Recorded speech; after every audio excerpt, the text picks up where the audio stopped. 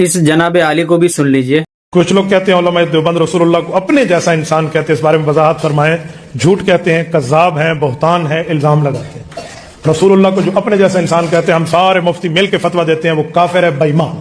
تو بھائی سارے ہماری طرح کے انسان ہیں، سارے انسان میری نظر میں ایک جیسے ہو، آدم سے لے کے قیامت تک آنے والا آخری انسان. اب اس کے اوپر کیا حکم لگے گا؟ اب علماء دیوبند خود فیصلہ کر لیں. ایک کہہ رہا ہے کہ جو رسول اللہ کو اپنے جیسا سمجھے یا اپنے جیسا انسان مانے وہ کافر ہے، مرتد ہے اور جھوٹا ہے، مکار ہے. تو اب طارق مسعود جو کہ رسول اللہ صلی اللہ تعالیٰ علیہ وسلم ہی فقط نہیں بلکہ حضرت آدم علیہ السلام سے لے کر کے قیامت تک آنے والے جتنے لوگ ہیں سب کو ایک جیسا کہہ رہا ہے. تو کیا اس پر حکم کیا لگے گا اور ان کے پیچھے چلنے والوں کے اوپر کیا حکم لگے گا؟ آپ ذرا مفتی صاحب آپ ہی بتا دیں کہ کیا حکم لگے گا اس کے اوپر. یہ کافر ہے، مرتد ہے، جہنمی ہے، کیا ہے؟ یہ علماء دیوبند خود فیصلہ کر لیں. آپ ہمیں بتانے کی ضرورت نہیں ہے. ٹھیک ہے.